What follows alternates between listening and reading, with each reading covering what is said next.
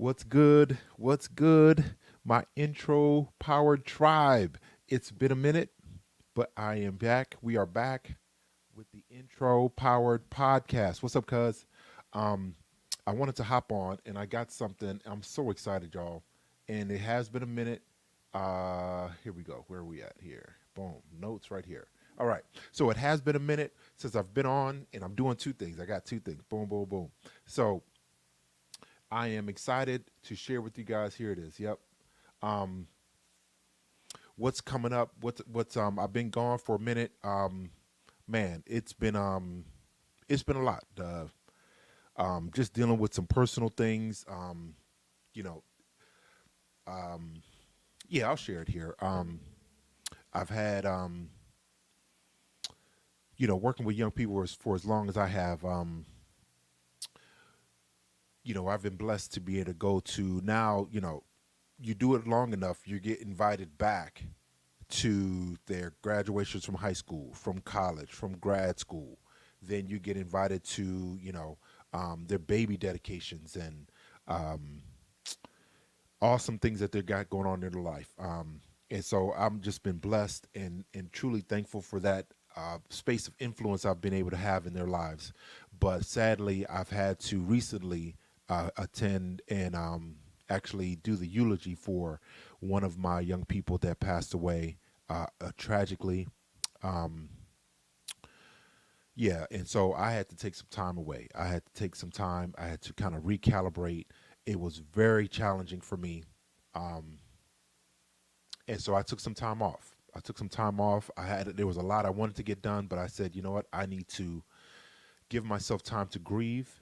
It was very challenging, very difficult for me and for my Anthony and I. But I'm back. I've taken time to rest. You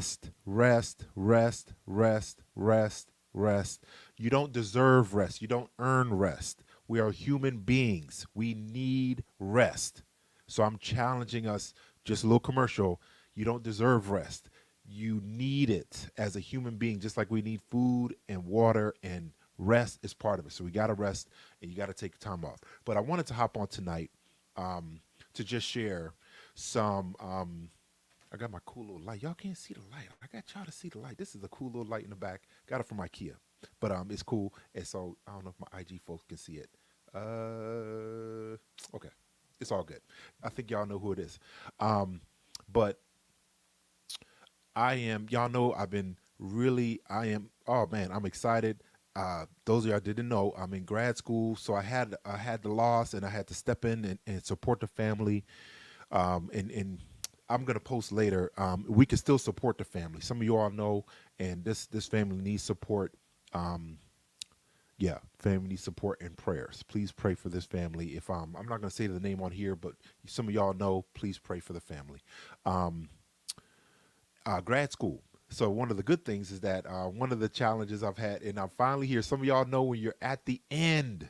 When you're at the end, I got literally, I think it's 4 or 5 weeks left of my last course in my pastoral counseling degree. I'm so excited. I'm so pumped up about that, and man, it's been a long grind, but I'm here and I'm back, and I'm back on the podcast. But I'm so excited to finally earn this degree. I feel like it's built for me, it's made for me, and I can step into and use my gifts and just really see what doors God opens up and gives me opportunity to be in a space of influence and to impact lives and to help others, to really help transform lives.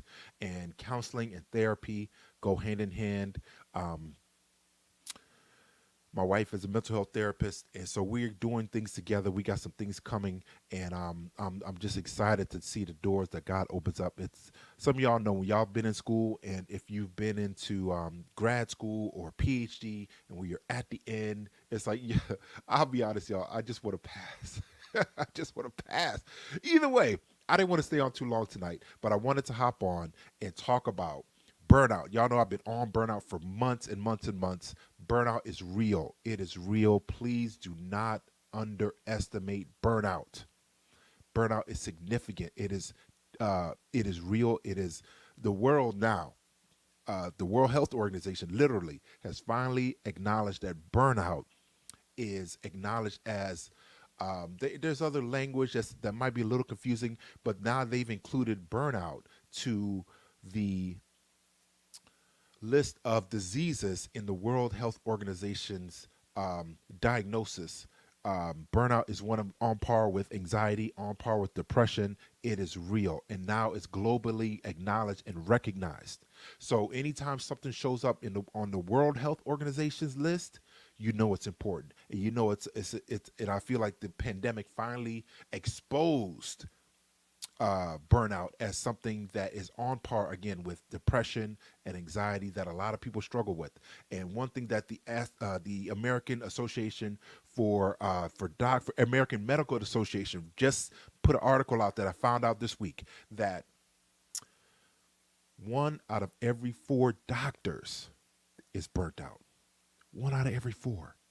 One out of every four. So another commercial. Please do not assume. And we I thank God for our doctors and our teachers. I mean, some of these that have been in the caring profession have been doing the heavy lifting for the planet, for the entire globe, for all of humanity as we know it, that have gone through this pandemic. And to me, I'm going to say we're going through, because until they say cure, I'm saying we're still in the global pandemic, because this thing is still spreading. These new variants, point 0.4, point 0.5 is out here. This is real, and we got to address it. We can't take our foot off the gas. We got to continue to take care of ourselves. And so you got to be wise. We got to, in certain spaces, trust me, if you haven't been vaccinated, I would strongly encourage it. This is not a political, it's just a health thing, y'all. I mean, as soon as it became political, I knew U.S. will splinter, and everybody will be on different sides, and it's just to me, it's annoying, as far as making things political when it's really a global health crisis that we've been going through. And if you haven't already been vaccinated, I would still encourage it. You don't want to end up with this thing. And if many of us have it, Anthony and I've had it. We were vaccinated, we were boosted, and I'm thankful for it. I didn't want to have to. There's certain things you want to avoid, huh? Either way, let me keep going. I want to, but I want to, and there's two things I wanted to do tonight is, and I'll say it here, I'll say it at the end, is next week I'm doing a special workshop called Beating Burnout, 3 ways to stop saying yes to too many things and getting your life back. Our no, and I flipped it, but the truth is that our no is one of the only solutions to burnout. Our verbal stance on saying no. We have to get to the space where we can say no, and we got to stop saying yes to so many different things, because we need to get our life back. Some of us have been doing, even through this entire pandemic, we haven't even taken a break still. Some of us. And this is reason. So tonight, I got a workshop coming up Wednesday, July 20th, 8 p.m. I'm going to post the link. In fact, I'll post it now. Is that you want to sign up, and I want you to join our workshop. It's a free workshop, but it's 3 ways to stop saying to beat burnout and to stop saying yes to too many things. We have a limited bandwidth. We have each day and each week, each month, we have X amount of fuel, and each day, the things that we're responsible for takes up X amount of fuel. But when we start saying yes to so many other things that eats up at that fuel, it takes away from often whatever you value. If you keep saying yes to everyone and everything else, as opposed to your key values and your priorities, it's gonna impact you in a negative way. It will, and it probably has already. And this pandemic has revealed to us that there are significant things that we are struggling with because we are burnt out. And I want to talk tonight about 5 reasons to address burnout immediately. Immediately, we need to address burnout. And what is burnout? Let me just talk about the definition real quick. Burnout, and I got it right here. Burnout is, and there's different definitions from the American Medical Association, from the World Health Organization, but it's really synonymous. It is really simple. We all, and if you've experienced it, you know what I'm talking about. Emotional, mental, and physical exhaustion. So we know what it's like to be exhausted. You have nothing left. You can't do what you want to be able to do physically, mentally, or emotionally. which is birthed out of chronic. That means ongoing, sustained workplace. And I'm saying not only inside the workplace, but you can be stressed inside and outside of the workplace. So it doesn't matter where you are, you can still be stressed, right? And I'm just writing in the comments here the link for how you can register for the beating burnout workshop that I got coming up this Wednesday. Beat burnout. Here it is. Boom. Okay, let's see who shows that. Who can see that? Oh, that's on Facebook. Either way, I'll post it again. Burnout, let me go back again. Emotional, physical, and mental exhaustion, which is birthed out of chronic workplace stress that has not been successfully managed. See, we're built as human beings to deal with spikes in stress. Okay. You know, I don't know, God forbid, a car accident, you got to react quickly. Um, I don't know.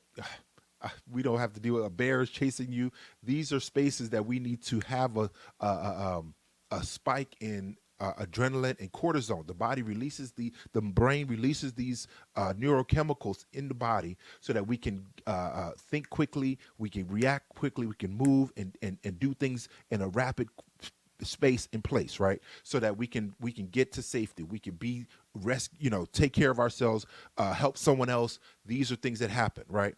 And so the body releases these. But when the crisis is over, when the negative accident or whatever has been taken care of, or it's no longer harmful to you or anyone else that you want to help, then the body those levels go down and we come back to a space of equilibrium. But the challenge is that chronic stress lingers and we get the spike and and how it stays up, and the body keeps thinking we're at a stressful space, and so it keeps releasing that cortisone and that adrenaline. It keeps releasing it, and it continues and continues. The body is not built to sustain those neurochemicals going on and existing in the mind and in the body. So eventually the body begins to shut down in other needed places to address this chronic stress that is continuing, right? And so and by the way, stress is anything it has very demanding circumstances that puts mental strain, right? Intention. You're thinking about it. You don't know how to address it. I don't know. Example, when you get up in the morning and, I've had this happen. You go out to the car, flat tire, stress, right? You're late for work and there's an accident. So you have to wait. Then you have to call in, and then people that are waiting for you and all these things, you're stressed, stress, right? Now, again, ways to manage these kind of things is, get up earlier, check your tires on a regular basis. Little things add up. But what happens is that when we don't deal with things in stressful situations and we don't manage them properly, that means we take responsibility, management, response able. I'm gonna get to that. We have to, when we don't manage it well, it starts adding up, and the body doesn't know when the stressful event or situation is over. So it thinks we're always at a stressful space every day. We never get a break. Thus, we gain and we become burnt out. What's up, Ben? I see you. We become burnt out. Okay, and it produces decreased job performance. Our performance goes in the toilet. We have nothing. So again, because the brain has been responding to stress on a sustained period of time, it becomes chronic. That means it extends for a long period of time, and it causes exhaustion. So we're not mentally there. So our job performance goes down the toilet. It goes down the drain. Where we were before, if there's no way, if you're burnt out, there's no way you can sustain that ability and that the things that you need to handle and that you're responsible for at your job, your role and responsibility, if you're burnt out. There's no way. And so your job performance plummets. You depersonalize. All of a sudden, you start looking at people differently. You're short, you're critical, you're negative towards other people, right? You depersonalize. All of a sudden, you start minimizing other people. You start minimizing yourself. This is a space of burnout. This is serious, y'all. This is a space of burnout. Is that we have depleted motivation with a lack of personal accomplishment. Work. If you're going to work and you don't feel like you're accomplishing anything, you don't feel like you have a bigger yes, a bigger purpose, and you're able to, I work for the school system, and I get to see directly how my job, I do technology, so I can see how my job affects and impacts how the students are able to learn, and et cetera. So I feel good knowing that I'm responsible to help them get back on track and take care of things that they need to take care of, with the technology. So they have the Chromebooks, they have the smart boards and laptops and whatever you could think of, Elmos, all those things. I'm responsible to making sure they work. So I get the additional benefit from supporting the teachers and the students become successful in education. That is really, it really checks the box for me. I feel accomplished. But when you become burnt out, you start losing that bigger yes, that sense of purpose, that sense of accomplishment. You lose that, and you feel like, why am I doing this? What am I doing here? This doesn't help. I don't like what I'm doing. All these things are symptoms of burnout, right? And so I wanted to talk about these 5 reasons to address uh, burnout immediately. It's a health condition. It's a negative health condition that we must address. I went to the dentist last week, and I had a chipped tooth. And what happened with the chipped tooth is that every time I would eat on that side, food would get wedged in there, and it would affect the gum line. And some of y'all know, if y'all had teeth or gum issues, you know how painful it can be. Those nerves are right there, and if you don't deal with your teeth issues, and you think, oh, I'm good. Nobody loves going to the dentist. I don't love it. You're sitting there with your mouth open, all this stuff inside, drills, picks, sharp things. You have to get the shot. Your mouth is numb, and it's annoying. But when you're done and when you're healed up, you feel great because now I can finally eat. It was such a joy. I had been putting it off for weeks, and then of course you put it off for weeks. Then the doctor goes on vacation, and then it just tumbles and tumbles. So I finally got in there, and I felt great after because my teeth were clean, my pain was gone, and now I can actually enjoy my meals. And this is what is the similar to what happens when we don't deal with burnout. Same way. You think you're getting away with it. Oh, I'm good. I don't need to see the dentist. The dentist. But when you have a problem, when you begin to depersonalize, when you begin to look negatively at other people and yourself, you start putting yourself down. All of a sudden, those negative thoughts, that broken playlist that's stuck on repeat that you try to get rid of, but now it's back. Man, you're not good at this job. Then all of a sudden you're worthless. You're not, all these negative things start rolling in your head because you're in a burnt out. The number one reason to address burnout immediately. These aren't in any kind of order, but we don't want to become someone else's problem. Okay, let's talk real. Let's talk real, because if you're burnt out, right? If you're burnt out, you don't want to become someone else's problem. Meaning, especially at work, when you're not fitting your bill, if you're not producing what you're part of usually most of us work in groups or in teams. So when we don't step up and we're not able to produce what we need to produce and check the boxes that we're responsible for, that ends up falling on someone else. And we become someone else's problem when we're burnt out, when we're mentally exhausted, when we are allowing chronic stress, not stress. Life is stressful. And it's not about if we are stressed or not. Life is going to bring stress, but how we choose to manage it effectively in a healthy, wise way, as opposed to a negative, reactive, and harmful way. We could go on and on and on. We know the negative, harmful ways that many of us try to address stress. Some of us use substances. Some of us use alcohol. Some of us use shopping. See, we can get away with it until that bill comes for that credit card. And then all of a sudden it's a huge deal because you've used shopping to address something that's more mental, that you need to address internally and with the professional. With the professional. Yes, I said it, and I'm going to keep saying it. And we're going to get to how to do it. You got to come to the workshop. But I'm going to say it here. Some of us need to get a professional. I'm going to park right here for a second. You need to see a professional. You've been burnt out. Not only have you been burnt out, but you've been burnt out for a long period of time. You're going through the motions. You're giving half effort. You've disconnected from other people. You're keeping people at arm's length. You're thinking negatively about yourself and others. You're mentally, physically, and emotionally exhausted. So you have nothing to give. So then the people that are closest to you, your spouse, your children, your family, your neighbors, etc., those of you who are serving maybe in the community, you're a doctor, you're a nurse, you're a therapist. People are getting half of you, and when we shut down, we become somebody else's problem. That's reason number one where we need to address burnout immediately. Do not allow it to just linger, and it just like that bad toothache.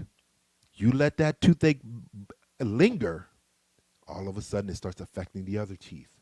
And then the headache gets worse and worse. You can't sleep. You can't eat. Then you're critical and negative. And I mean, just you see the tidal wave, just the rolling over. Let me keep going. Number two. Oh man, this is life, y'all.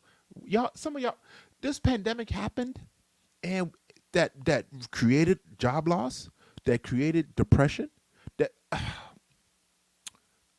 then a family member gets sick, then the car breaks down, then you get knee tendonitis like I'm struggling with. I got knee tendonitis. I got heel in my right heel. All these things can be, more than one thing can be true at the one time. If you don't deal with burnout, life will continue to happen, and then more than one thing can happen at the same time. And because you chose not to address your burnout, now you have to deal with the burnout. Then you got to deal with the job loss. Then you have to deal with, see, even good things, those can be stressful. Going to a new job, so you were burnt out before. You go into a new job. You think that's going to be easier to deal with? We have to be wise and smart to know that if we don't deal with our burnout, it doesn't just disappear. And I believe burnout is a spiritual issue. It's a character area of growth, I'll call it. I was going to say something below. It's a character flaw. I'm going to just say it. It's a character flaw. If we don't deal with our burnout when we know we're burnt out, it becomes a character flaw. Because number one, we become someone else's problem because we shut down. Somebody else have to pick up the slack and do more than that's outside of their role, and then it has a trickle down effect, and then everybody gets set back. The time frame doesn't stick. You don't hit deadlines, et cetera, et cetera. Then more than one thing can be true. See, burnout. See, this is the challenge. You could be burnt out, and you think, "Oh, I've just burnt out." Nope. All of a sudden, you're burnt out. Then all of a sudden, you start feeling really anxious. Anxiety, yeah, you know who you are. I'm fighting anxiety. Notice the language. Not that I have, I'm fighting anxiety. Notice the language. We need to change our language. A little commercial. Some of us speak so highly of these conditions that we have as opposed to being attacking the situation, attacking the challenge verbally with our words. Our words speak life. Like my mentor said, our words create worlds. So we got to watch how we speak about, especially about the issues that we have. So I'm fighting burnout, and I'm going to beat burnout next Wednesday, 8:00. But we have to watch how more than one thing can be true. See, burnout can give birth to other negative, harmful issues that show up in our lives. See, burnout can birth depression. Burnout can birth anxiety. Anxiety births depression. And then we start dealing with some of the heavy hitters as far as our mental health. Lingering depression. That again, the mental health challenges affect us physically. Then all of a sudden we got holes in our stomach, ulcers, right? Can't sleep, headaches. I mean, these things are harmful. One thing that gets unaddressed, you just let it linger, let it sit, let it marinate. All of a sudden, all these other things become true. We're anxious. Then we start falling into depression. Then we can't sleep. Then because we can't sleep, we show up late for work. Then we get fired. And look at all these things that can happen. More than one thing can be true in life. So we have to be proactive and not wait and be reactive. Some of us don't even know what burnout is. We don't even realize we've been there. Number three, it hinders our momentum moving forward towards our goals. When you're burnt out, you can no longer think. And I'm learning more. The book I'm reading, I don't have it right here, but the book I'm reading is talking about how we need to imagine. We need to meditate, especially on God's word. We need to see ourselves as if we have received what we're praying for. What we received, we are in that space in our imagination, in our God-given imagination. We need to see where we are, where we want to be. We need to see ourselves there, because the brain, the subconscious, the brain, when we go to sleep, our subconscious does not. So when we meditate on the word and apply it to our lives and see ourselves as if the word has already come true in our lives, the reality has become has shown up. We see it. We see it afar off by faith, and we're imagining what we'll be, what we'll see, what we'll hear, what we'll smell, what we'll taste, what we'll feel. When we start seeing these things, we imagine it. But when we're burnt out, we can't. We literally have. We don't have the mental fuel in which to imagine with. See, when we're burnt out, that means our fuel tank is at empty, and we almost don't even have the fumes. Some of y'all know when you drive and I won't say who, but there's somebody that I know drives until the gas tank gets on E, and then we live off the fumes, and we pray. We just assume that there's more fumes to push that car to get us home, and then some of us have been living off of the fumes. We've been burnt out, and we think we could just coast and think we can get away with it. But if that car shuts down, if you shut down, again, you become someone else's problem. More than one thing can be true. So the car can break down. Then you hear the bad news where you got to rush. You got to go drop everything and take care of a family member. And then all of a sudden your health, you haven't been dealing with your health. So your health fails. Then you're dealing with stomach issues, headaches. All these things can be true. And then again, the momentum towards our goals. Some of us have goals. Some of things have things we want to accomplish. But when we're in a burnt out space, there's no way those goals and dreams and aspirations can become a reality. There's no way. It's not possible. There's no way we can begin to not only meditate and imagine and see ourselves where we want to see ourselves, but we take away fuel from things that are needed, that are important, that are priorities for us. That's what happens when we're burnt out. So that's why we need to address it immediately. We must address our burnout immediately, because the goals, the things we want to accomplish will never get done in a burnt out space. Never. It won't happen. It won't. Or once you get there, you'll also shut down. So you'll end up sabotaging the success and the goals that you set. You'll sabotage it, because your brain and body and your mind will not be able to function at a high level in a burnt out condition, in a burnt out space of exhaustion, where you have nothing in the tank. Okay, number 4. So we talk about reasons to address burnout immediately, and I'm going way over. But our jobs and / careers are stalled. We make costly mistakes. I got my notes here. Group dynamics are strained, and we're not excited to go to work. Everything gets stalled, especially at work. I'm telling y'all, life is too short. Life is too short for us to go to work every day in a burnt out condition. Again, we become somebody else's problem. Somebody else has to pick up the slack, and we make costly mistakes. Some of us, doctors, I told y'all and I will post a link. The American Medical Association just posted an article that 1 out of every 4 doctors are burnt out. I can't even imagine the numbers for the nurses. My mom was a nurse, so I know what that is like when you're in a caring profession. Doctors, nurses, teachers, therapists, counselors, pastors, ministry leaders, activists. You can be in that burnt out space where you have nothing and people are depending on you, and you have nothing to bring. You've been going and going and going, never stop, never addressing the chronic stress. You've allowed the stress to become chronic, and you left it unmanaged, unaddressed, being irresponsible. I gotta say it. We're being irresponsible when we don't manage our burnout. We're being irresponsible because it always impacts someone negatively, and usually the people closest to us. Let me keep you one last one.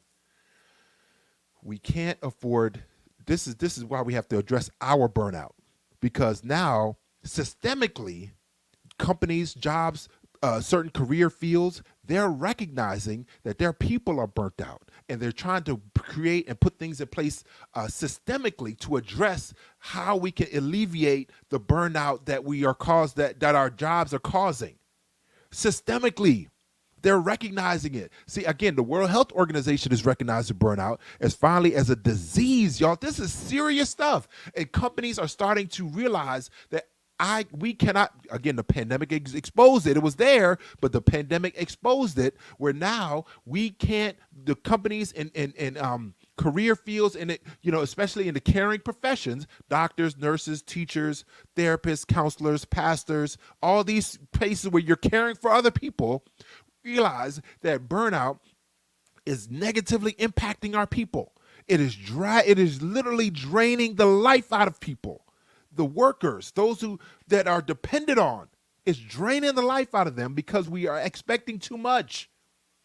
The expectations need to be adjusted.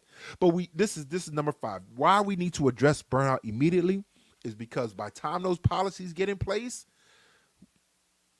some of us have been wait. See, I can speak to. There's a lot of policies that have not addressed the issues that women have had in their workspaces.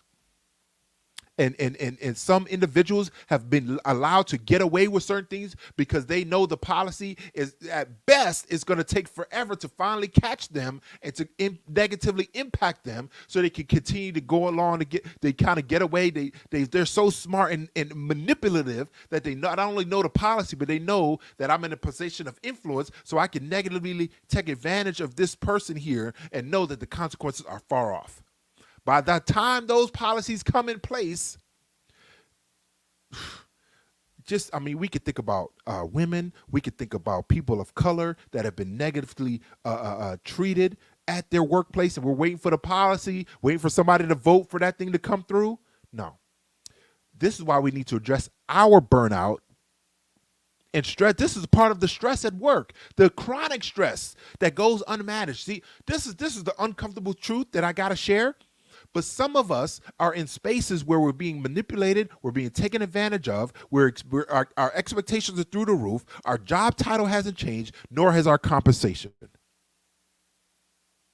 This is the challenge. And if we wait for them to finally acknowledge us and to finally realize the work we've been doing, has happened to us in that space, in that time frame, where they say, oh, we need to address this, and then the policy actually changes. Some of us are going to work right now with policies that are in the adjusting phase. I don't even know what you call it. Where they're or we're talking about it. We're discussing it that's on the agenda for next quarterly meeting or whatever. But then by the time then they got to veto it, they got to go back and they got to change language and back and forth. And the whole time you're struggling, the whole time you're doing too much, your job title hasn't changed and your compensation hasn't increased. And then people quit, you get their plate. You got your plate, you got their plate. Let me tell y'all something. Reasons to address last one is we cannot afford to wait for things, situations, policies, etc. to get better. We've got to learn to say no. We got to learn to say no. We have to learn to say no. We cannot wait for the job to get better. We have to be more verbal with our no. See, there's ways to do that. There's strategies. There's and we got to and so we don't there's don't we see this when we're in the burnt down space and you're stressed, you're going to react negatively and you're going to eventually explode. What I've heard it called, and Gretchen Rubin calls in her book, The 4 Tendencies, Oblige or Rebellion. You've been saying yes to too many things. Eventually, you're going to explode and you're going to rebel. You're going to want to fuss and cuss. Then all of a sudden, you show up at work and you're going to say the wrong, harsh things, and you're going to curse out your boss. You keep saying yes to too many things. It's coming. That fussing and cussing is coming, y'all. It's coming. I'm laughing about it, but it's serious because we'll say and do things that will negatively impact our job when we could have been proactive. See, okay, we could be in a burnt out space. We could be exhausted, but we got to be wise in how we speak and address these challenges and the policies that need to change, et cetera, et cetera. We got to be wise on how to do it, but we have to be willing. We have to be willing to say, you know what? I can no longer do X, Y, and Z. I'm getting paid for ABC, but I'm not getting compensated for X, Y, Z. I'm going to say no. Which one do you want me to do? Because I work my hours. Oh, goodness. When it's time to go to work, when it's time to go home, y'all, we got to go home. We're not getting compensated. That is stressful when we're going past our time. And see, let me tell y'all something. Just because it's time and a half or even double, that's still not compensation. Because if we were getting paid 2 salaries, that'll be something else. Then we could talk. We can have a conversation. But that's not usually the case. And they're leaning on us. You know who you are, former nice guy and gal. You know who you are. You know who you are listening to this. You're doing 2 people's job. You're getting 1 check, and you're working 50, 60, 70, 8. And you don't. It's unwise, and we're not being wise stewards of our personhood. We're not. And it's time. It's time to address our burnout immediately. We cannot wait. And I know working in the school system, this is our summertime. This is kind of our space so I know for me is to, inventory and kind of get rid of old, bring in the new. And I'm challenging us. That's why I'm excited about this workshop next week, Wednesday, 8:00. I need you to sign up. Join How to Beat Burnout. 3 ways. It's going to be practical. It's going to be interactive, but it's going to be transformational. I need us to get here. I wish there was 100 people talking about burnout. My fellow counselors and therapists. I need us out here. This is a topic that it's easy to ignore, but the results are always negative, and it impacts the people that are closest to us, and we got to address it. I'm going to end here, and I hope that, again, 5 reasons to address burnout immediately. So go back and listen to it later, and I'm glad you guys hopped on. I'm getting used to doing. I like doing this 2-way thing, where I got my Facebook, I got my IG folks. We're human beings. We have limited bandwidth that we can use on a daily basis, on a weekly basis, on a monthly basis, on a quarterly basis. We're burnt out because we said yes to too many things. You know who you are. I've been there. And we need to learn how to address address stress. Those stressful situations, we need to learn how to address it wisely, practically, without becoming someone's doormat. You know who you are. And it's time. It's time. We can say no with, oh boy, we can say no with a smile. I got something coming. I need y'all to join me next Wednesday, 8 p.m., Beating Burnout Workshop. You're going to want to be there. It's going to be practical, immediately applicable principles that I'm going to be teaching. You could, as soon as you finish listening, boom, you can apply it right away. Okay. So I'm going to see y'all next week. And God bless you guys. Have a great night. Whenever you listen to this, have a great day, great night. It's time to address and beat burnout. This is serious, y'all, but we can't do it. There's ways to do it. We can say no with a smile. Say no, though. We got to be willing to say no. See y'all later. Oh, catchphrase. I got to remember to say this every night, every time we finish. But nice people do finish last, but kind ones rise to the top and are sustained there. Kind ones. See y'all next week.